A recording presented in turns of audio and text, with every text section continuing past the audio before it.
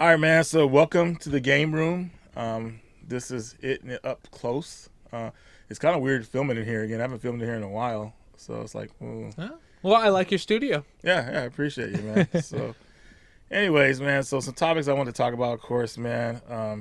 The Kobe Bryant game has gone up in value, and we know why. Um, During that whole situation, man, was so weird because when I found out about it, well, I had found out about it, but I didn't believe it.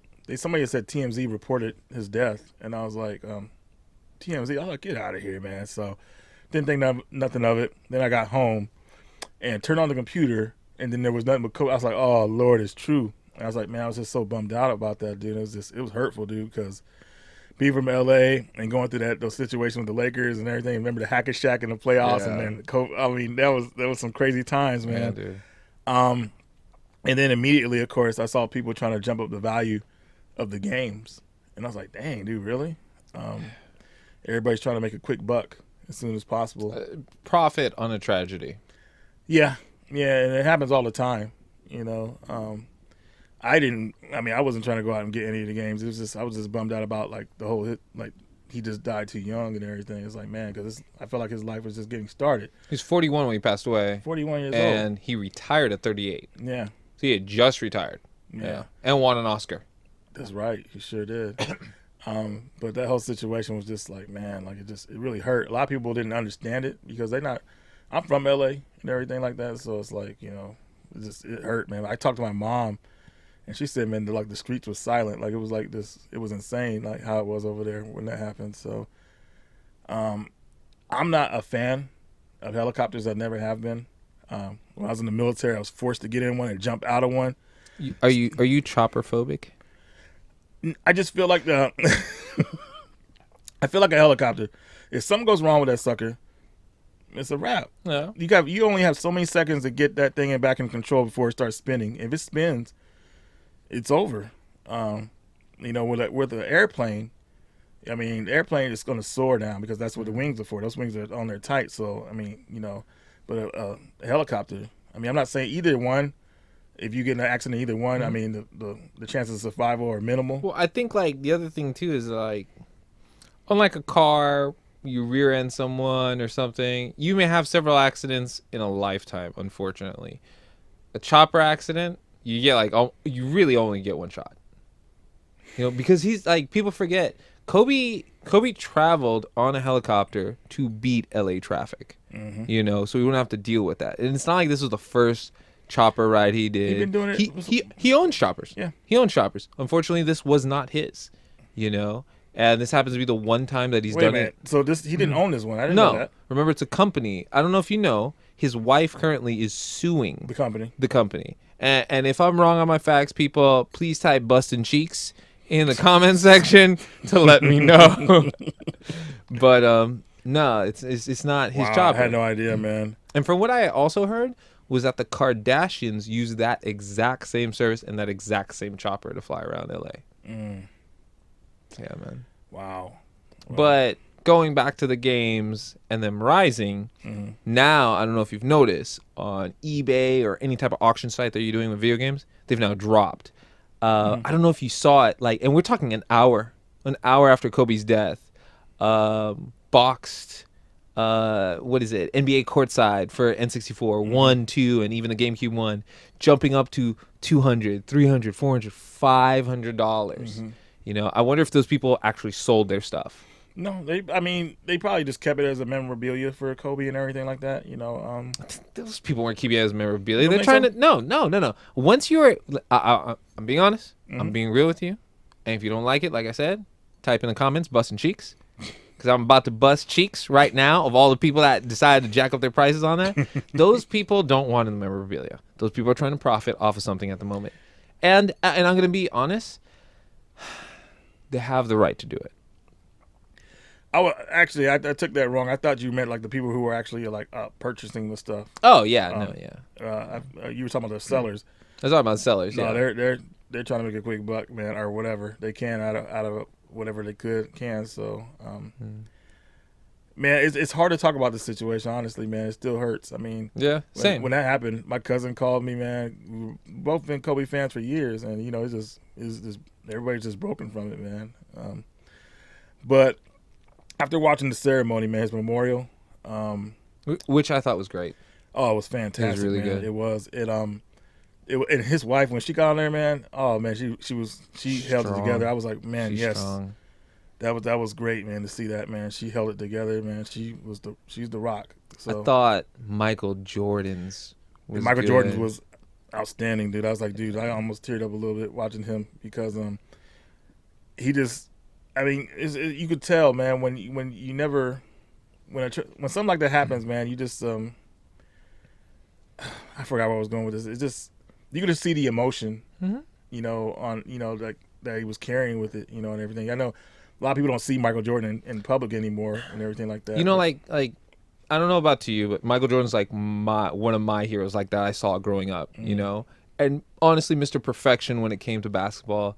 We live in a society now where, and I hate that term, but I'm sorry, people gotta use it. We live in a society where everyone wants to see the star 24/7 on and off the court. Yeah. And Michael is a very private person. And Michael's like, I want business, I want to golf all day, and that's it. You know? And not play baseball. And right? not play baseball. He doesn't want to be in a public eye. I don't blame him. He's been in it for so many years. It's time to leave that. Yeah. You know? Yeah, it's not for everyone. Yeah, but watching him go up there, man, just was really great to see that. Shaq was on there talking. You know, Shaq was short. It was short. You don't want it to be that long because it hurts. You talk about someone. So I was telling someone about that one, right? I said Shaq, because he was on TNT a couple of days before, bawling his eyes out, Yeah, and that made me bawl my eyes out because as like being young, Shaq was everything to me, dude. Because like I was the tallest kid in my class, and I'm like, oh my god, I'm gonna grow up to be like as tall as Shaq and all that shit and play basketball. Me and my cousin went crazy. My cousin went crazy because when Shaq was about to get drafted to the NBA, he's always going to bust the rim. And he he breaks the rim. Yeah, everybody's so happy about that. But Shaq, they were saying that no one in the world must be hurt more, except for Vanessa, of course, and her kids, than Shaq, because like their names are linked together. Yeah. You know. Did you see Rob Pelinka speech? I didn't watch Rob Pelinka's speech, and one of the reasons why is because the whole thing with Magic Johnson with the whole manager. I was kind of upset about that, so I didn't really pay him no mind. Did you watch it? How was it? I thought I didn't know he was going to speak. Rob Pelinka was going to speak. So Rob Pelinka, for those who don't, he had been his agent for had been his agent, I think his entire career. Wow. And best of friends. And Rob Pelinka just like he did something very interesting. One, he talked about Kobe as like their friendship and stuff, how they have talked every single day since they've met. And he says that he was the last person to talk to Kobe via text. So while Kobe was in the helicopter, he was texting Kobe, and Kobe's back and forth. And Kobe was asking him, hey, do you know this big MLB sports agent? And he's like, yeah, I've seen him at the Laker games. He's like, well, I have someone here on the plane with me that's trying to get an internship. Can you please reach out and contact? So Rob Pelinka, everyone should go watch it, was literally saying that Kobe's last thing that he was doing before he passed away was helping somebody else. Yeah. You know, he didn't have to do that.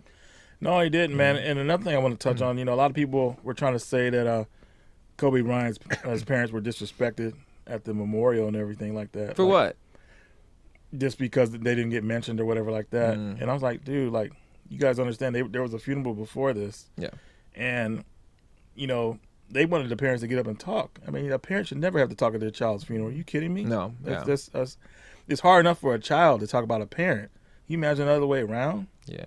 They try to say the parents are disrespected and everything. That wasn't like it at all. I mean, you look at it like this: they weren't in his life as much as they at the time. They weren't really. I don't know if they were. I don't really know the whole details with it, but I don't feel like they were disrespected or had to talk or anything. And like Vanessa was the one who held this thing, so she got to choose who wanted to talk. I forget that there's a WNBA player. Her name is slipping me right now. Yeah, I know what you're that talking played about. for the Phoenix Mercury, who talked, who's really good. The coach of the women's college basketball for, I think it's UConn. Right. He talked. His was very good. Like him talking about Gigi and stuff like that was really great. The one cool story that he had was that like anytime they were going to take a picture of Gigi and Kobe was there, Kobe would step back away so Gigi could be the center of attention. It's like, that's cool, man. Yeah, definitely. Yeah, but the whole situation, like, you try to look at it as a celebration of his life too, and everything like that. So, um, I was really like lifted by the whole memorial they threw for him Same. and everything like that, and it was Same. really nice seeing it. So, If you're, I think if you're a basketball fan, you loved it. 2, if you just saw someone doing good and going on with their life, he's young. He's young. And I'd like to say one thing, because this is what's going to happen. Someone in the comments is going to say, "Oh, but he raped a chick."